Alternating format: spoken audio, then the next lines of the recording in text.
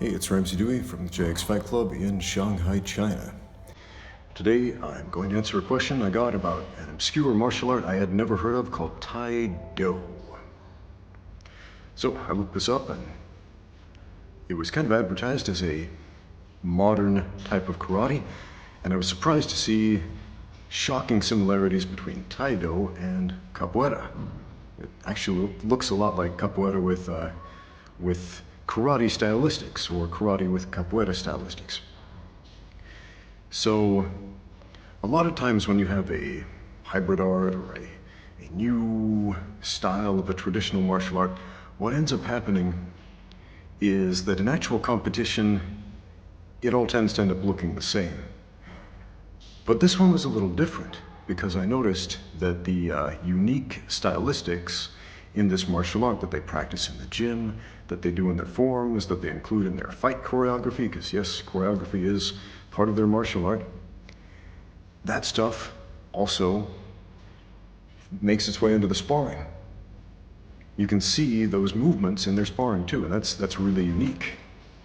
Because a lot of times when you have different karate styles, or different really traditional martial arts in general, and have them spar, they tend to look like bad kickboxing.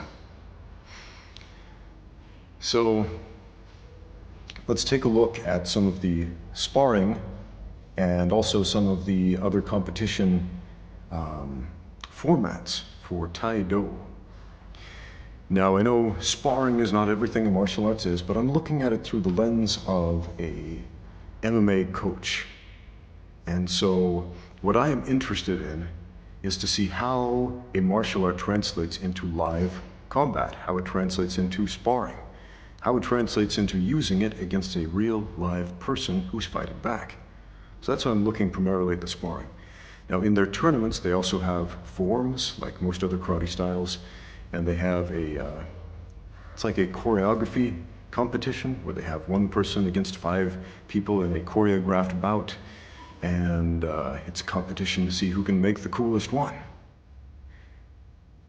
Now, I know in a lot of martial arts, especially traditional martial arts, within the syllabus of the martial art, there's included a lot of other stuff besides sparring, and besides what you'll see at a tournament. For example, scouring the internet, I found a couple of videos of some people at their Taido dojos doing some different things that you don't see in these tournaments.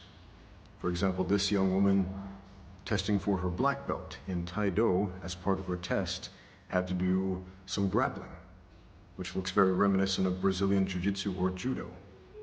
And that stuff doesn't happen at the tournaments. But they did it at their dojo. And if you look at these other 2 Taido practitioners, you see them doing something very reminiscent of an Aikido demonstration. And again, that doesn't happen at the tournaments. But these guys apparently practice this at their dojo. So if you practice Taido and you do something completely different than what is showcased at a tournament, that's okay. That's cool. But I'm going to focus on what we see at the tournaments, specifically the sparring.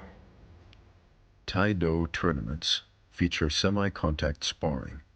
The competitors are allowed to strike the torso. No strikes to the head are allowed. If an opponent is knocked out, that is a foul. Now, what's really interesting is that the sparring is shockingly similar to their demonstrations, to their forms. You see, they're actually using these spinning level changes and capoeira-style movements in their sparring. They're attempting to score a point by striking the body. I believe the competitors have to make a loud ki sound in order for the score to count. They start each match kneeling, which is interesting. This guy's trying for a leg scissor, but that's quite difficult to pull off without control of the upper body. If you can break the posture, leg scissors are quite simple. If you can't, you're probably not going to get it, not against a balanced opponent. But it's really interesting that they're trying. Now, I'm not sure what the limit for ground fighting is. They seem to be doing a little bit of that, or at least allowing the guy on the ground attempting a sweep to attempt to finish his sweep. Now, I don't see a referee stepping in. These competitors seem to be policing themselves for the most part here, which is interesting. Now, it's a different movement than, say, the jinga from capoeira, but it's similar in execution, that basic step that they're using. Forward, side, back, side, almost like a rock step in a triangle. Now, this martial art originated in the 1960s. It's not that old. So it's a modern version of a traditional martial art. Keep in mind, traditional martial art doesn't mean old. A lot of popular traditional martial arts are not that old. And yeah, I'm seeing a lot of capoeira movements in here. The rising round kick from the floor, the meia lua and compasson. I'm sure they give them Japanese names, but it's basically the same movement. But they're in a karate stance, which is why this is so interesting to me. There are only so many ways the human body can move, even though they're extremely diverse. It's important to remember there's nothing new under the sun. So these movements in Taido resembling other martial arts like capoeira or vovinam or just straight up gymnastics makes sense because, well, this martial art was developed with the intention of being a karate style for the modern world. So it drew inspiration from modern movements rather than the linear styles, linear movements that we so often associate with traditional karate. Taido delineates his movements as follows into 5 categories: vertical spinning movement, ascending and descending movement, falling movement, horizontal movement, and rolling or tumbling movement. So my honest opinion, this looks like a lot of fun. It looks like a great athletic movement base for martial artists. But to answer the question I'm always asked, would this work in an MMA fight?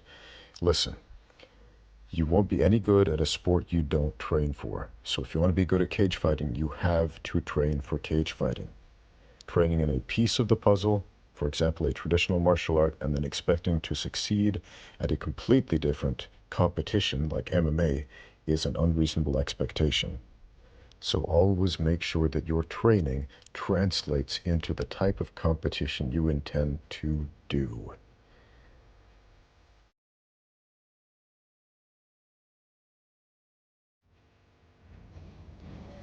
Thanks for watching. Now get out there and train.